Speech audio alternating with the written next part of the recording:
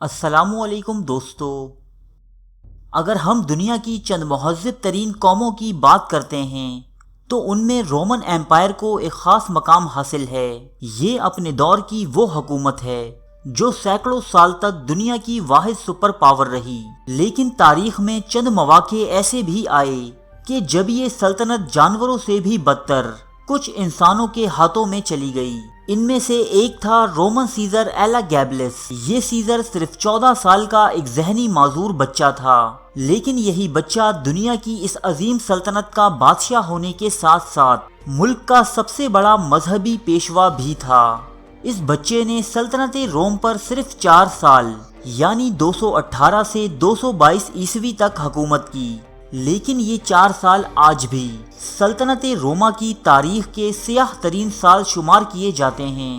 ایلاگیبلس سے قبل روم پر کیراکلا نامی سیزر حکومت کیا کرتا، جو اس قابل نہ تھا کہ حکومتی امور چلا سکے، اس لیے ایلاگیبلس کی دادی اور اس کی ماں نے کیراکلا کی جگہ اس کے بھتیجے ایلاگیبلس کو تخت روما پر بٹھا دیا، لیکن وہ لوگ یہ نہیں جانتے تھے کہ یہ ان کی سب سے بڑی خطا ثابت ہوگی۔ اس نے تخت پر بیٹھتے ہی جو سب سے پہلا کام انجام دیا وہ اس کی ماں کے عاشق کو پھانسی دینا تھا۔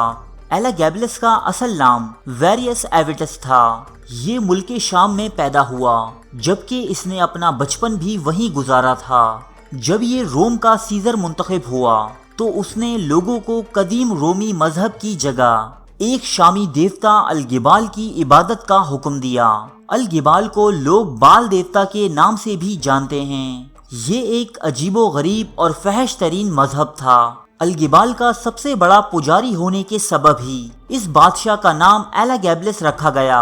ایلاگیبلس نے روم میں اس نئے مذہب کی ترویج کے لیے عجیب و غریب اقدامات کیے۔ اس نے شام سے الگبال نامی دیوتا کی مورتی منگوائی اور روم میں اس کا ایک عالیشان مندر تعمیر کروایا، جس میں سونے اور قیمتی جواہرات کا خوب استعمال کیا گیا تھا۔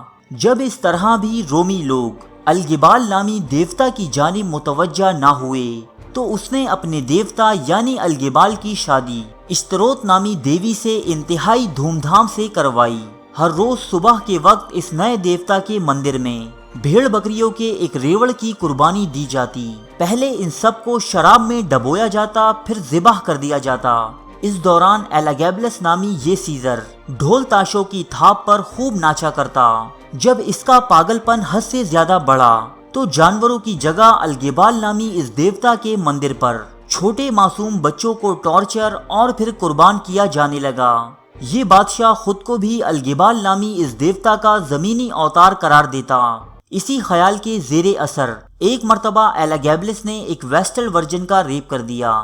ویسٹل ورجن قدیم رومن تہذیب میں کنواری لڑکیوں کی ایک ایسی تنظیم ہوا کرتی جس میں لڑکیاں تا عمر کنواری رہنے کی قسم کھایا کرتیں۔ اگر ایسی کوئی لڑکی کسی انسان سے جسمانی تعلقات قائم کر لے تو اس کی سزا زمین میں زندہ دفن کیا جانا تھا۔ ایلاگیبلس نے رومن روایات کو توڑتے ہوئے نہ صرف اس کا ریپ کیا بلکہ اس سے شادی بھی کر لی۔ ایک ویسٹل ورجن سے شادی کا مقصد صرف اور صرف یہ تھا کہ ایلاگیبلس کو لگتا تھا کہ اس کے اور ایک ویسٹل ورجن کے ملاپ سے جو لڑکا پیدا ہوگا وہ ایک دیوتا ہوگا۔ بہرحال ایسا کچھ نہ ہوا، کیونکہ ایلاگیبلس ایک مکمل مرد نہیں بلکہ ایک خواجہ سرا تھا۔ وہ اکثر رومی دربار میں خواتین کے لباس پہن کر گھوما کرتا۔ وہ اپنے گالوں پر لالی اور آنکھوں میں کاجل لگایا کرتا اور تزئین و آرائش کے وہ تمام کام کیا کرتا جو ایک عورت کرتی ہے۔ ایلاگیبلس نے ایک مرتبہ اپنے معالجین سے مکمل طور پر ایک عورت بننے کی خواہش ظاہر کی، لیکن پھر اس کے ساتھی پجاریوں نے اسے سمجھایا کہ ایک عورت بننے کے بعد وہ الگبال نامی دیوتا کا سب سے بڑا پجاری نہیں رہ سکے گا۔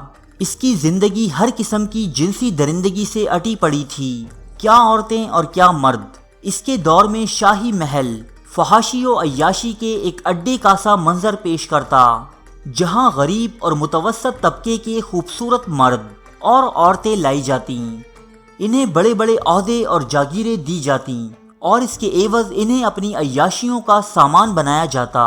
رومن مورخ کیسیس ڈیو لکھتا ہے کہ ایلاگیبلس اکثر اپنے محل کے دروازے پر برہنہ پایا جاتا یا پھر محل میں موجود ایک بڑے سے حوض میں، جہاں اس کے ساتھ کئی مرد اور خواتین موجود رہتے۔ اس کے علاوہ ایلاگیبلس کی بیویوں اور کنیزوں کی بھی تاریخ میں ایک لمبی فہرست ملتی ہے، جبکہ ایلاگیبلس نامی اس سیزر نے اپنے ایک غلام مرد سے بھی شادی کر رکھی تھی۔ تمام سلطنت کا واحد حکمران ہونے اور ملک کا سب سے بڑا مذہبی پیشوا ہونے کے سبب ایلاگیبلس کسی کو بھی جواب دہی کا قائل نہ تھا۔ اس صورتحال نے ایلاگیبلس کو ایک ایسا مطلق العنان حکمران بنا دیا کہ وہ جو چاہتا قانون بنا دیتا، جس شخص کی چاہتا عزت پامال کر دیتا، وہ خود کو دیوتا کا اوتار سمجھتا۔ جو لوگ اسے سمجھاتے یا اس کے خلاف باتیں کرتے انہیں سرعام پھانسی چڑھا دیتا، نئے نئے طریقوں سے تشدد کرواتا، اپنی مرضی سے شادیاں کرتا یا رومانوی تعلقات بناتا۔ اسی طرح پورے 4 سال تک سلطنت روما اس بچے کے ہاتھوں یرغمال بنی رہی۔ رفتہ رفتہ رومن افواج اس کے خلاف ہونے لگیں۔ ایلاگیبلس کے طرز حکمرانی کا سب سے زیادہ دکھ اس کی دادی جولیا مائسا کو ہوا، جو اسے سلطنت روما کی انانِ حکومت سونپنے کی ذمہ دار تھی۔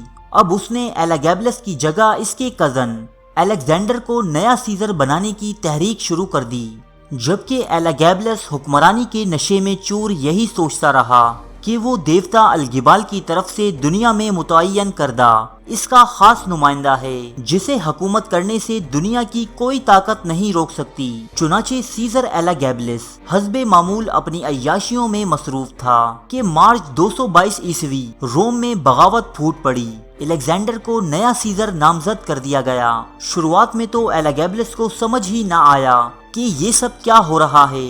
بعد ازاں صورتحال کی سنگینی کا اندازہ ہوتے ہی دیوتا کے اس اوتار نے جان بچانے کی خاطر نجاست سے بھرے ایک بیت الخلا میں پناہ لی، جہاں سے لوگوں نے اسے گھسیٹ کر نکالا اور صرف 18 سال کی عمر میں سلطنت روما کے اس بدترین بادشاہ کا قتل کر دیا۔ بعد میں اس کی ماں کو بھی قتل کر دیا گیا، جو اس کے ہر ظلم میں برابر کی شریک تھی۔ ان دونوں کی لاشیں چند دنوں تک شہر میں عبرت کے لیے لٹکائے رکھی گئیں، پھر انہیں دریائے ٹائبر میں پھینک دیا گیا۔